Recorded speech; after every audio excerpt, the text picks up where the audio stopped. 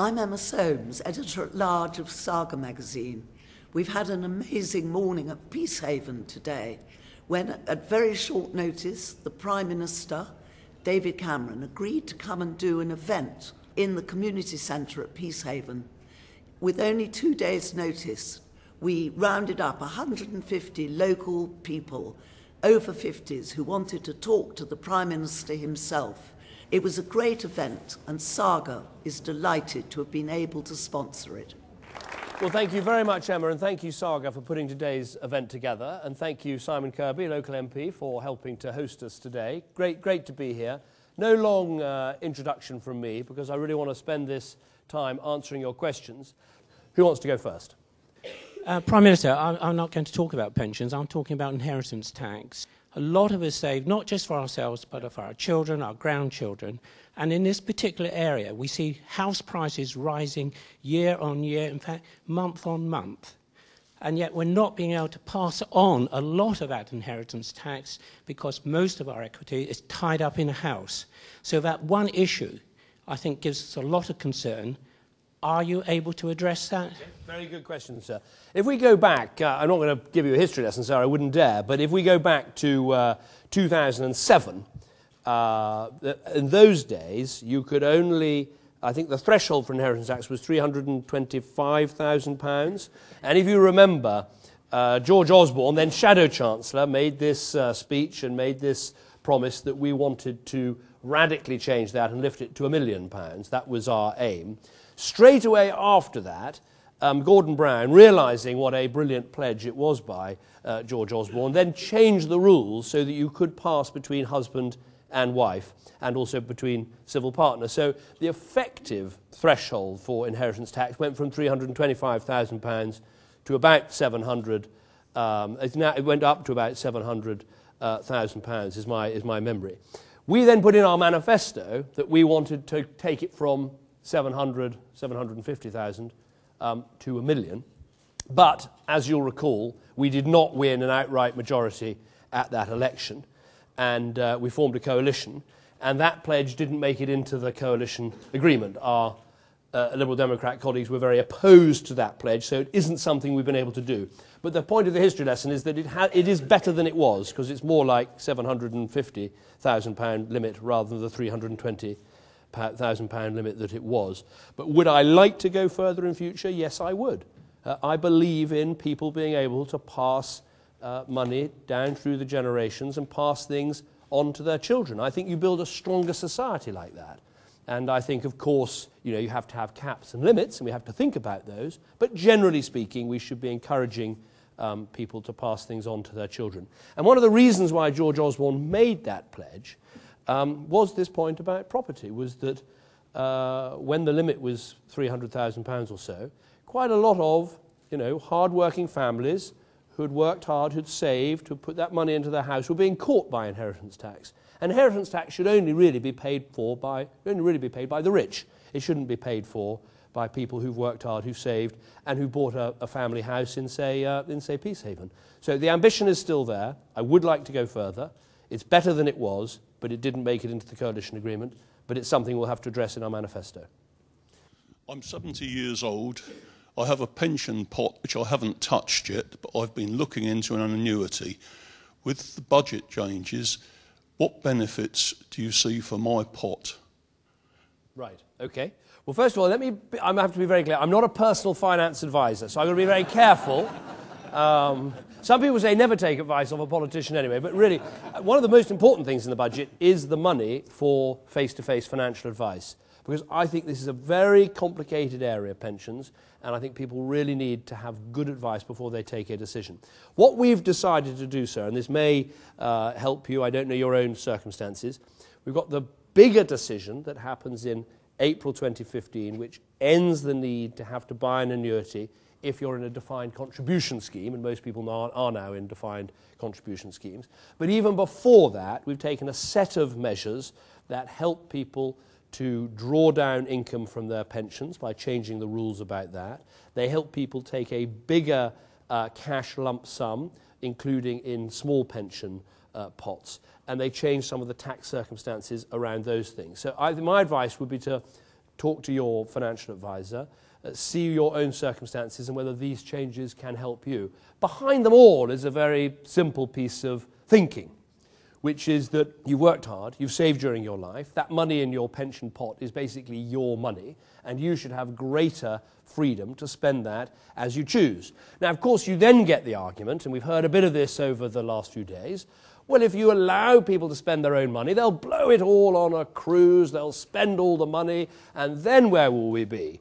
Well, first of all, I'd say it's deeply condescending to say to people who've worked hard, who've saved all their lives, who've been thinking about the future, it's incredibly condescending to say, well, you can't trust them to spend their own money because they're irresponsible people. They're not irresponsible people, they're responsible people. That's why they saved in the first place. But if you want to get technical, there's another reason for feeling confident about this change, which is that we're changing the basic state pension system in this country.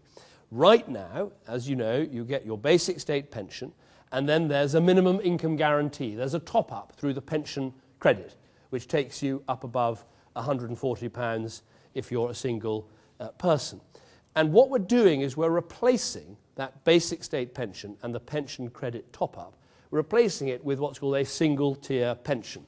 So when people retire, they will retire on a basic state pension of above £140. Now, why that matters so much is that it's lifting people out of the means test. It's lifting people out of that pension credit top-up. So even if they do go and spend lots of money on certain things, they're not going to be reliant on a means-tested system. They will be reliant on the basic state pension, which will have lifted them above the means test system. So I would argue this is the right thing to do, giving people more opportunity to spend their own money as they choose, giving them more freedom, but it's also the right time to do it, because we've changed the system fundamentally so that it wouldn't have the bad consequences were people to go and blow all their money. But I don't believe they will, because I don't believe people are fundamentally irresponsible. I think people are fundamentally responsible. I believe in trusting the people, a slogan my party came up with at the turn of the 20th century, and I think we should stick to it now. Who wants to go next? Are you able to give any commitment on withdrawing winter fuel payments and bus passes for so-called wealthy pensioners? Well, I made a very clear pledge at a Saga gathering, and I made it again at the election, that we should keep the pensioner benefits. Obviously, all pledges are about the parliament that you're going into, and we make new pledges in our manifesto for the next parliament. But we said very clearly we would uprate the basic state pension, we'd keep the winter fuel allowance, the free TV licence, the bus pass, the cold weather payments, and we've done all of those things. We've kept our promises in all of those areas. We'll set out our policy for the next parliament at the next election. I don't want to prejudge that. The only thing I would say is that people who think you save lots of money by not giving these benefits to upper-rate, top-rate taxpayers, you save a tiny amount of money, and you always introduce another complexity into the system. So, but we made our promise for this Parliament. We've kept our promise in this Parliament. I'm very proud of that, because I don't think older people in Britain should be asked to suffer for the difficult decisions that we have to make. And making promises and keeping promises is a very important part of politics. Woe betide the politician that makes one of these big promises and then says, oh, sorry, I didn't really mean it, da-da-da-da-da. Not a good idea. I can see that ending the annuities is very popular with many people, myself included, and I can see that spending money on Saga cruises would be a very good idea. But you were talking about dignity in old age. Isn't the truth that a lot of the pension pot that I and others will take, isn't that going to end up in the pockets of private nursing home owners? Well, first of all, I would repeat what I said about giving people the choice. You don't have to take out an annuity. You don't have not to take out an annuity. You've got the choice now. You can decide whether that's right for you. If what you're saying is, does dignity and security in old age have a lot to do with things much more than money, I absolutely agree with you. We won't have true dignity and security in old age until we make sure our NHS really does everything it can to look after older people better. Now, there's some great examples of care, and frankly, there are some less good examples of care, and I think the Health Secretary and the Care Quality Commission are now really shining a light on standards and quality of care. I think we need to do a lot more on dementia. That's why I've set a dementia challenge for the country. We're going to double the amount of research that's going in. We're encouraging communities and people to become more dementia friendly, to learn about the nature of these diseases. We've got to stop this rather condescending and wrong attitude that dementia is just part of aging. It isn't. It's a disease, and we ought to be trying to tackle it like we're trying to tackle cancer or heart disease.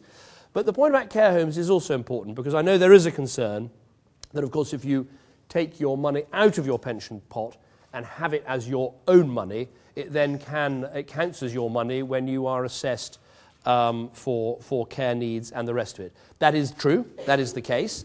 But again, you have the choice. You can leave money in your pension pot or take it out. And also, we are putting in place a cap on the amount of money that someone can be charged for their care needs. And I think this was a very important step we took in this Parliament, a step we took very much as a coalition. We talked about it. It was a very big change. And I think there was a great unfairness that if you were hit, say, with dementia, sometimes at a relatively young age, you could be facing, hundreds of thousands of pounds in nursing homes, eating up every last penny of savings that you had in your house, in your savings account or elsewhere, and putting a cap on the maximum amount that you can lose, I think is a fair and a good step to take. So, sorry, it's a long answer to a question, but it's a very important question. We haven't solved the problem of dignity and security in old age, but I think protecting spending on the NHS, protecting the pension benefits, and now allowing pensioners more freedom to how to spend their own money as they choose are all good steps forward. Last couple, lady here. What can you do, or what would you like to do, where people own their own homes, and when they go into a nursing home, they're made to sell their homes to pay for their care, whereas somebody that has not got their own homes, they get exactly the same as I or any of my friends would get, that have to pay for it, and it costs them nothing. After all, national health is from the cradle to the grave, and not everybody needs a nursing home. No, that's absolutely right. It's what I was discussing with the gentleman here. I mean, I think there has been this unfairness in the system in that you can have two people living next door to each other. One person's worked hard, saved, bought their own home. Person next door, not done any of those things. Person next door, without the savings, without owning the home, gets the whole of their care paid for. Person who's saved gets charged. That's why what we brought in is the DIL not cap, saying that there's a cap of the amount of money, £75,000, about how much you can have drawn down in terms of paying for that care. And so this should mean, because this is early days of this policy coming in, this should mean that no one has to sell their home to pay for their care. What we're hoping it's going to do, and we want Saga to help us with this, once you brought the cap in, once you said there's a maximum that you can have to spend on your own care, it should drive the creation of a really exciting insurance market so that people can insure even against losing the £75,000. Now, this is all coming in the next few years. It hasn't started yet, so this insurance market hasn't taken off in the way that I'd like yet, but it will. It's an expensive step we've taken, because obviously, tragically, lots of people are having to sell their homes to pay for care now. But the ideal is a situation where you've got a cap, you've got an insurance market, no one has to sell their home to pay for care. And even if people choose to, they should be able to delay that into the future. So that's the aim, and I think, again, it links to this thing about dignity and security in old age, which is absolutely what drives me and drives this government in terms of coming up with the right policies. Can I thank you all once again? Can I thank Saga again for being such a great host? And thank you for your excellent questions. Thank you very much indeed.